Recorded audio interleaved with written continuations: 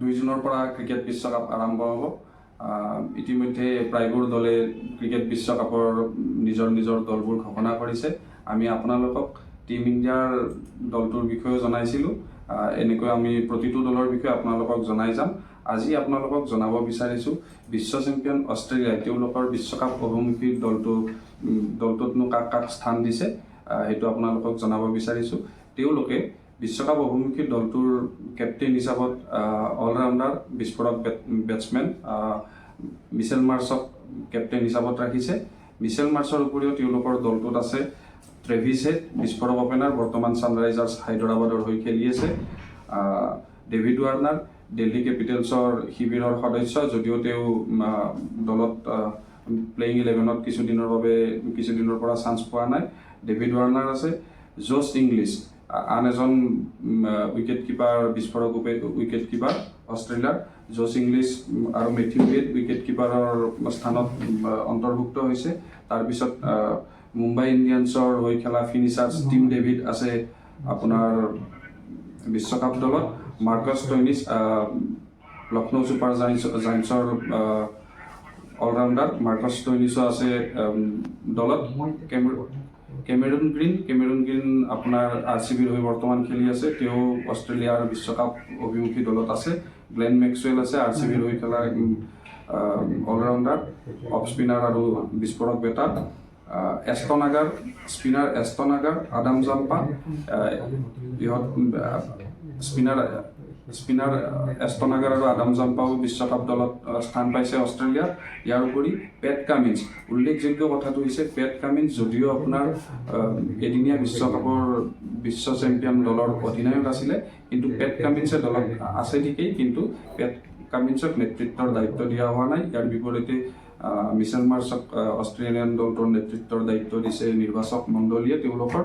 লগতে আছে fast bowler Josh Hazlewood, Mitchell Starc KKRৰ ফাষ্ট বলাৰ, যি এইবাৰ IPLত সৰ্বাধিক দাম পাইছিলে।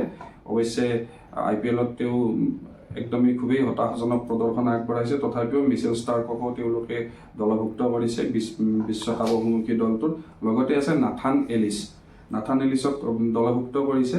ইয়াতে আৰু এটা কথা উল্লেখ কৰিব বিচাৰিছোঁ যে ষ্টিভেন স্মিথক তেওঁলোকে দলত ৰখা নাই।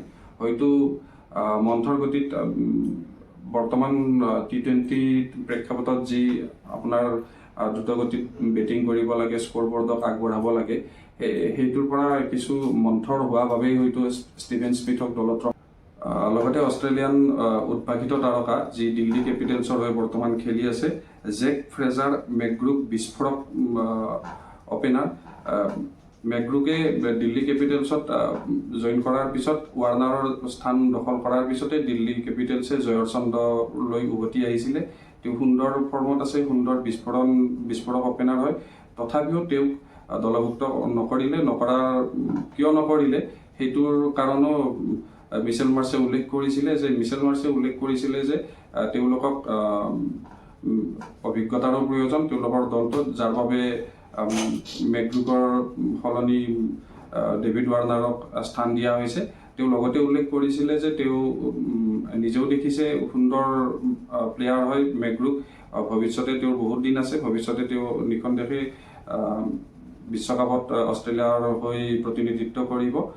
মেকগ্ৰুকে বিগ বেছ অষ্ট্ৰেলিয়াৰ যিটো ঘৰুৱা টুৰ্ণামেণ্ট T20 টুৰ্ণামেণ্ট বিগ বেছত সুন্দৰ প্ৰদৰ্শন আগবঢ়োৱাৰ পিছতে জাতীয় দলৰ ওৱান ডে ফৰ্মেটত 2খনকৈ মেচ খেলাৰ সুবিধা পাইছিলে। তাৰপিছতে দিল্লী কেপিটেলছে তেওঁক শিবিৰত লৈছিলে।